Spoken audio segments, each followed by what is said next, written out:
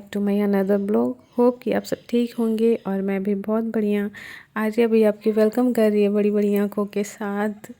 तो अभी बज रहे दोपहर के 2 और आर्या को मैं नहला धुला करके रेडी कर चुकी हूँ। आर्या पूरी तरह से तैयार है क्योंकि मॉर्निंग में नहीं नहलाते या फिर कभी कभी बस स्पंज करते हैं आर्या को, तो वो भी नहीं, जितना हो सके दोपहर के 12 और 11-12 तक ही करते हैं। तो आर्या को इतने टाइम में ही, मतलब रोज़ का एक टाइम बनाना होता है बच्चों को, क्योंकि ऊपर नीचे होने से नहीं ज़ुकाम सर्दी होने का डर होता है। तो आर्या को नहला करके अच्छे से ड्रेस अप कर दिए हैं और आर्या को सुलाने की कोशिश की जा रही है। ये देख सकते हैं आर्या का बेड ऑलरेडी लगा हुआ है। झूला झुला रही हूँ आर्या को, जब आराम से आर्या सो जाए। आरू 1 महीने की हो गई है और ये दूसरा महीना चलने लगा। तो आरू का बर्थडे बीत गया है और एक्चुअली हमने केक वेक नहीं कट किए क्योंकि हम 1 महीने पे ना कट करने पे मेरे घर वाले बोलते हैं कि नहीं, ये सब ज़्यादा शो अप नहीं करना चाहिए, इससे ना नज़र लगने का डर होता है। तो मुझे भी लगा कि नहीं, मैं नहीं करूँगी, 1 साल पे ही करूँगी। इसलिए मैं आपके साथ शेयर कर रही हूँ कि हमने केक वगैरह नहीं कट किए, सेलिब्रेट भी नहीं किए। बस 1 महीने की हो गई आरू, तो नए कपड़े पहना दिए थे और बस वही जो रेगुलर का होता है ना, काजल पाउडर बच्चों को लगाना करना, वो सब कर दिया था ताकि आरू को भी फ्रेश फील हो। तो आरू सो गई मेरी और मैं भी बहुत खुश हूँ क्योंकि बहुत मेहनत करना पड़ता है आरू के पीछे। और एक्चुअली स्टार्टिंग में न्यू मॉम को आदत नहीं होती ना इन सब चीज़ों को, तो इस वजह से मुझे भी थोड़ा सा स्टार्टिंग में 10-15 दिन बहुत परेशानी होती है, लेकिन अब यूज़ टू हो गई हूँ, अब कोई दिक्कत नहीं है। मुझे भी खुशी होती है अपने आरू के लिए कुछ करने में। और आरू सो गई है, इसे थोड़ी देर थपथपाना पड़ता है, इसको ऐसे फील कराना पड़ता है ना कि ये गोद में ही है। उसके बाद इसके ब्लैंकेट को भी मैं फोल्ड करके इसके पैरों से आगे पीछे करके लगा देती हूँ ताकि आरू को ये लगे कि मैं गोद में हूँ आराम से, और ये सोती रहे। सो जाएगी तो आराम से 2 घंटे सोती है। तो मुझे इसको फीडिंग कराने के लिए भी ना बार बार उठाना पड़ता है, फिर ये उठती भी नहीं है। मैं सोच रही थी स्पेशली ब्लॉग बनाऊंगी आराम से बैठ करके, तो ऐसे सोचते सोचते मेरे बहुत टाइम निकल जा रहा है और मेरे पास एक्चुअली ना एक टाइम जैसे पहले था वैसे निकल नहीं पा रहा, क्योंकि अभी आरू आ गई है हमारे लाइफ में, तो बहुत चेंजमेंट आ गई है। मुझे थोड़ा सा टाइमिंग सेट करना पड़ेगा, तो मुझे लगा कि उसके लिए तो बहुत टाइम लग जाएगा। इस वजह से मैंने ना सोचा कि नहीं, मुझे शूट करना है, चाहे बस कैमरा अब लगा दे रही हूँ सामने और जो भी कर रही हूँ मैं उसके बाद वॉइस ओवर कर ले रही हूँ। और बहुत सारे आपके कमेंट्स आ रहे थे, मुझे वीडियोस तो बनाना ही था कि आपके सी सेक्शन क्यों हुए। तो ये स्टोरी, सी सेक्शन की स्टोरी जो है ना मेरी, वो मैं आपसे बहुत पहले ही शेयर करना चाहती थी। लेकिन मेन प्रॉब्लम क्या हो जा रहा है मेरा, जैसा कि मैंने पहले ही कहा कि ये न्यूबॉर्न बेबी के साथ मुझे थोड़ा सा टाइमिंग की प्रॉब्लम हो जा रही है, क्योंकि अब ये बहुत छोटी है ना और ठंडी का भी टाइम है, तो मुझे अपनी आरू का केयर करना पड़ जा रहा है बहुत ज़्यादा, क्योंकि सर्दी ज़ुकाम भी हो गए थे ना बीच में आरू को। इस वजह से मैं ना थोड़ा सा बहुत ज़्यादा डरी हुई रहती हूँ कि ब्लॉग्स वगैरह तो मैं शूट कर ही लूँगी, लेकिन पहले मुझे आरू का ज़्यादा ध्यान रखना है। मुझे पता है कि आप सब भी मुझे सपोर्ट करोगे इन सब चीज़ों में। तो मैं आपको बता दूं कि सी सेक्शन क्यों हुआ मेरा और मुझे क्या ऐसा प्रॉब्लम आया जिसके कारण सब कुछ नॉर्मल होते हुए एक्सरसाइज करती थी, सारी चीज़ें करती थी, फिर भी मेरा सी सेक्शन क्यों हुआ और मुझे हुआ मेरा सी सेक्शन या मुझे करवानी पड़ी, ये सारी चीज़ें मैं आपके साथ आज इस ब्लॉग में शेयर करने वाली हूँ।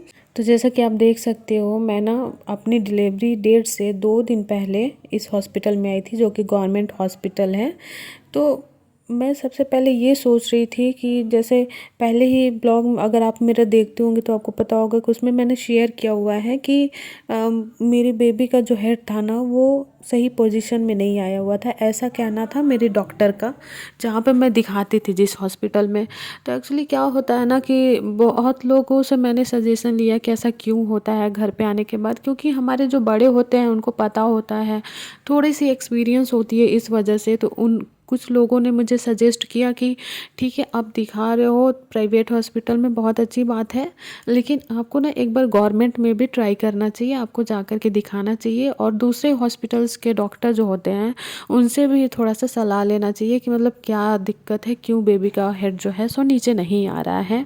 तो और जहाँ कहते हैं ना कि गवर्नमेंट हॉस्पिटल में लोग ज़्यादातर उम्मीद होती है कि आपका नॉर्मल डिलीवरी करवाएंगे, तो मैं भी इसी उम्मीद से गई थी कि देखते हैं डॉक्टर अगर कुछ वहाँ से अपोजिट बोलेंगे तो हम यहीं पे डिलीवरी के लिए आ जाएंगे। तो जैसा सब लोग बोला था कि गवर्नमेंट हॉस्पिटल में जाइए, वहाँ पे थोड़ी सी नॉर्मल की ज़्यादा उम्मीद होती है, तो मैं भी उसी उम्मीद के साथ ना अपने डिलीवरी डेट के 2 दिन पहले गवर्नमेंट हॉस्पिटल में गई थी। और यहाँ का सिस्टम जो था बहुत पुराना, जैसे कि पहले के ज़माने में होता था ना, मतलब जैसे हमारे दादी और मम्मी के टाइम में उस टाइप का था कि आपका वेट तो चलो ठीक है, वो तो आपके सारे हॉस्पिटल्स में करते हैं, लेकिन उसके बाद का जो भी जितनी भी प्रोसेस हुई ना हमारी, मतलब एकदम अलग सा था। तो मुझे लगा कि चलो ठीक है, लेकिन वहीं पे थोड़ी सी ना मुझे डाउट हो गया कि अरे ये तो बहुत पहले के ज़माने की तरह कर रहे हैं, तो पता नहीं इनका जो है ना बेबी करवाने का तरीका पता नहीं शायद पुराने ज़माने वाला ही होगा, तो शायद मुझे दिक्कत हो जाएगी। लेकिन चलो ठीक है, माइंड ये सब सेट नहीं किया था मैंने। फिर हम जा कर के गए थे, वहाँ पे बहुत ज़्यादा भीड़ रहती है गवर्नमेंट में, वो तो आपको भी पता ही होगा। तो हम जाने के बाद हम बैठे हुए थे, और ये जगह भी हमारे लिए अननोन था थोड़ा सा, तो थोड़ी सी ज़्यादा टाइम लग गई थी, इस वजह से कि हमारा जान पहचान का कुछ भी नहीं था। जाके बैठे हम सुबह के जो 9 बजे निकले हुए थे, मतलब पहुंच गए थे हॉस्पिटल में। और हमारा सारा चेकअप और डॉक्टर से मिलना जुलना होने के बाद हम अपने घर पहुंचे थे रात को 7 बजे। और उसके बाद जो पहला चेकअप हुआ हीमोग्लोबिन का, तो देखने के लिए कि हीमोग्लोबिन कितना है। और उसके बाद फिर अल्ट्रासाउंड हुआ। अल्ट्रासाउंड होने के बाद डॉक्टर बैठते हैं, तो वहाँ जाकर के जहाँ पे मैं बैठी हुई हूँ ना, यहाँ पे तो पहले चेकअप हुआ सारा कुछ मेरा, हीमोग्लोबिन का चेकअप के लिए सारा पर्ची वगैरह यहाँ से कटता है, फिर यहाँ जाओ वहाँ जाओ, सब नया था हमारे लिए, लेकिन फिर भी हमने किया। तो हीमोग्लोबिन चेकअप करने के बाद डॉक्टर ने अल्ट्रासाउंड लिखा हुआ था वो हुआ। उसके बाद फिर डॉक्टर से मीटिंग हुई, तो डॉक्टर ने मुझे उस टाइम बोला कि हाँ, बेबी का जो हेड है वो तो पोजीशन ठीक है उसका, उन्होंने बोला पोजीशन ठीक है, लेकिन मेन जो वजह है ना वो है कि बेबी का जो ग्रोथ होता है ना वो रुका हुआ था। तो स्टार्टिंग में तो उन्होंने बोला, तो मैं समझ नहीं आ रहा था कि ग्रोथ आखिर क्यों रुका हुआ है, क्या होता है, मतलब एक वेट तो समझ आ रहा था कि हाँ वेट होता है, ग्रोथ में फिर टेंशन सा होने लगा कि ग्रोथ क्यों रुका हुआ है। 9th मंथ हो गए हैं, और डॉक्टर के हिसाब से हमारे बेबी का ग्रोथ जो था ना वो 8 मंथ पे ही स्टॉप हो गया था, मतलब हमारा जो 9वां महीना कंप्लीट हो गया था, लेकिन उसके अनुसार बेबी जो थी 8 मंथ पे ही उसका मतलब सारा चीज़ रुक गया था। इस वजह से हम बहुत टेंशन में हो गए थे कि ऐसा क्यों हो रहा हमारे साथ, क्योंकि हमने तो हर एक चीज़ जितने भी डॉक्टर हमें बोलती गई या फिर हमारे मेडिसिन मुझे मिलता गया, हम हर एक चीज़ उनके अनुसार किए, कोई भी चीज़ नहीं, जितना चीज़ होता है खाना पीना हर एक चीज़ करते ही गए, किसी भी चीज़ को लेकर के अपनी साइड से कमी नहीं छोड़ना चाहते थे कि हमें कुछ भी मन में सोचने को रह जाए कि ये नहीं किए, मे बी इसलिए ऐसा प्रॉब्लम आ रहा है। तो हम हर एक चीज़ फॉलो अप करते थे, तो हमारे साइड से तो किसी भी चीज़ में कोई कमी नहीं थी, लेकिन उसके बावजूद ऐसा डॉक्टर ने बोला तो हमें बहुत ज़्यादा टेंशन हो गया था। तो उसके बाद फिर हम ना दूसरे ही दिन फिर से निकल गए अपने दूसरे हॉस्पिटल में चेकअप के लिए कि आखिर क्या मतलब, एक होता है ना कि यहाँ इस हॉस्पिटल में कुछ और बोला गया, फिर दूसरे हॉस्पिटल गए तो वहाँ भी हमें कुछ और बताया गया, तो टेंशन बना ही रह गया था। तो हमें ये चीज़ पूरी क्लियर करनी थी कि ये चीज़ सही है या नहीं, क्योंकि अलग अलग चीज़ सुन करके ना बहुत सा चीज़ हमारे दिमाग में टेंशन चलने लग गया था, और बहुत ज़्यादा हम डिस्टर्ब हो गए थे कि आखिर ऐसा क्यों हो रहा है। तो फिर हम दूसरे ही दिन निकल गए थे एकदम मॉर्निंग में ही, ताकि जा कर के चेकअप करा सके। अल्ट्रासाउंड के लिए मेन निकले थे, क्योंकि हमें डॉक्टर ने नहीं बोला था अल्ट्रासाउंड कराने के लिए, बट फिर भी हम अपने मन के शांति के लिए फिर से हम निकल गए थे। क्योंकि सुबह सुबह निकलने का ये कारण था कि वो जहाँ पे हम अल्ट्रासाउंड कराते हैं ना, वहाँ पे बहुत ज़्यादा मतलब पूरे दिन बैठना पड़ जाता है, इतने लोग आते हैं वहाँ पे अल्ट्रासाउंड के लिए, और सारी चीज़ों का होता है। मैं भी मुझे उतनी अच्छे से मतलब जानकारी नहीं है, लेकिन हाँ मैं जहाँ तक मुझे पता है उतना बता रही हूँ कि सारी चीज़ों का होता है। तो इसलिए हम सुबह में ही निकल गए थे कि जितनी जल्दी अगर जाएंगे तो उतनी जल्दी हो जाएगा हमारा। और दूसरा चीज़ था कि हमारे दिमाग में ना बहुत टेंशन भी चल रहा था, तो हम बिल्कुल भी वेट नहीं कर रहे थे। तो मॉर्निंग में ही निकल गए थे और मैं तो बिल्कुल टेंशन में थी कि आखिर क्या होगा क्या नहीं, यहाँ पे क्या बोलेंगे। और मेरे मन में तो बस यही चल रहा था कि बस वो सब ठीक ठीक बोले बोले कि ऐसे कोई बात नहीं है, सब ठीक है, ऐसा मतलब एक उम्मीद से लेकर के जा रहे थे मन में। लेकिन हम वहाँ पे पहुँचे, वहाँ पे पहुँचने के बाद सबसे पहले शायद मेरा 11-12 नंबर था। तो वहाँ पे जाने के बाद फिर से वहाँ जो अल्ट्रासाउंड करते हैं ना, तो उन्होंने डॉक्टर ने ही बताया कि नहीं, आपका 9 मंथ चल रहा है, सेम वही चीज़, लेकिन बेबी का ग्रोथ 8 मंथ पे ही रुका हुआ है, मतलब 35 या 36 वीक पे ही रुका हुआ है। तो हमें उस चीज़ को लेकर के बहुत ज़्यादा टेंशन हो गई, क्योंकि एक जगह बोला तो उतनी तो हम यहाँ पे उम्मीद लेकर के आए थे कि मे बी यहाँ कुछ और हमें लगे कि नहीं सब ठीक है, ऐसा कुछ बोले, लेकिन नहीं, सेम चीज़ें थी। फिर वहाँ के बाद हम घर जाने के बावजूद सॉरी घर नहीं, अपने हॉस्पिटल में गए, डॉक्टर को दिखाए। उन्होंने बोला कि हाँ थोड़ी प्रॉब्लम हो जाती है, क्योंकि कभी कभी ग्रोथ रुक जाता है, उसमें टेंशन की बात नहीं है, लेकिन मुझे तो बहुत ज़्यादा टेंशन हो रही थी। फिर हमारा दूसरे ही दिन डेट था, जब डेट के दिन हॉस्पिटल गए, डॉक्टर से मिले, क्योंकि मुझे एक दिन पहले फिर रात में थोड़ा थोड़ा पेन भी स्टार्ट हो गया था। तो मुझे लगा कि चलो ठीक है, पेन भी स्टार्ट हो गया है और मेरा जो डेट था मेन डॉक्टर ने दिया हुआ था वो डेट भी आ गया था। तो डॉक्टर से फिर ज़रूरी भी था मिलना।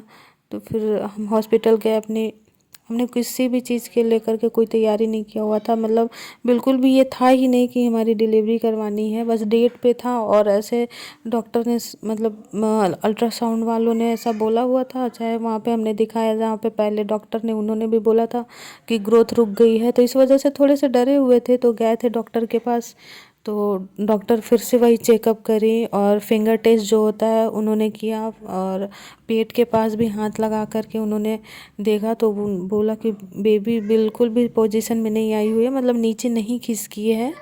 तो क्या कर सकते हैं, उन्होंने मेरी मम्मी को भी बुलाया और बुला करके बोली कि आप भी चेक कर सकते हो। तो डॉक्टर को समझ आता है, नॉर्मली हम तो उतना समझ नहीं सकते कि आया है या नहीं। तो उन्होंने जैसा बोला हम तो ऐसे ही सुन रहे थे। मम्मी पूछने लग गई कि आखिर क्या प्रॉब्लम है, जो रात में पेन भी हुआ थोड़ा सा, लेकिन बच्चा नीचे नहीं खिसका है। तो उन्होंने बोला कि होता है कभी कभी, नाड़ा जो होता है ना वो गले में फंस जाती है, इस वजह से बच्चे नीचे नहीं खिसक पाते हैं, तो वो डेंजर होता है। या फिर बच्चे ने कभी पेट में पॉटी कर दिया होता है ना, तब जा कर के ऐसा प्रॉब्लम आता है। तो दोनों में से कोई भी प्रॉब्लम हो सकती है, तो आप देख लीजिए आपको क्या करना है। तो उस टाइम तो 2 मिनट के लिए कुछ समझ नहीं आ रहा था, क्योंकि हम उस टाइम रिस्क नहीं ले सकते ना, जो डॉक्टर बोलेंगे उन्हीं के अकॉर्डिंग करना होगा। तो फिर मम्मी ने बोला कि ज़्यादा बेटर कौन सा होगा कि हम पेन के लिए वेट करें या फिर सिजेरियन को के लिए जाए। तो डॉक्टर ने बोला कि अगर आप बोलोगे तो हम पेन भी करा सकते हैं, ऐसा कोई इशू नहीं है, अगर आप बोलोगे तो मैं सिजेरियन भी मतलब कर सकती हूँ। फिर हमारे दिमाग में यही आया कि अगर सही में नाड़ा फंसा हो या फिर पॉटी बच्चे ने कर दिया होगा तो फिर रिस्की हो सकता है। तो हमने नॉर्मल के लिए बिल्कुल भी वेट नहीं किया, हमने कहा कि ठीक है फिर हम सिजेरियन ही करवा लेते हैं। नॉर्मल भी भाई ठीक होता है, बहुत अच्छा होता है, लेकिन अगर वैसा कोई रिस्की हो जाए तो हमें सिजेरियन करवा लेना चाहिए, वेट नहीं करना चाहिए। तो उसी के अकॉर्डिंग हमने अपने माइंड सेटअप करके तुरंत सिजेरियन के लिए रेडी हो गई। और उसके बाद मेरा सिजेरियन हुआ। और जब सिजेरियन होने के बाद डॉक्टर से मम्मी मिली, तो उस टाइम डॉक्टरों ने मम्मी को बताया भी कि देखिए आपका जो बेबी था वो नीचे नहीं खिसका था और प्रॉब्लम हो सकती थी, क्योंकि उसने पॉटी कर दिया था, उस वजह से आज थोड़ी थोड़ी इन्फेक्शन भी हो जा रही है मेरी बेबी को। तो ठीक है, मेरा जो भी डिसीज़न था लास्ट में सिजेरियन का बहुत सही था। तो ये थी मेरी सिजेरियन की सी सेक्शन स्टोरी। होप कि आपको अच्छी लगी होगी, और अगर अच्छी लगती है तो प्लीज़ लाइक शेयर ज़रूर कर दे और सब्सक्राइब कर दे मेरे चैनल को। Thanks for watching, love you all.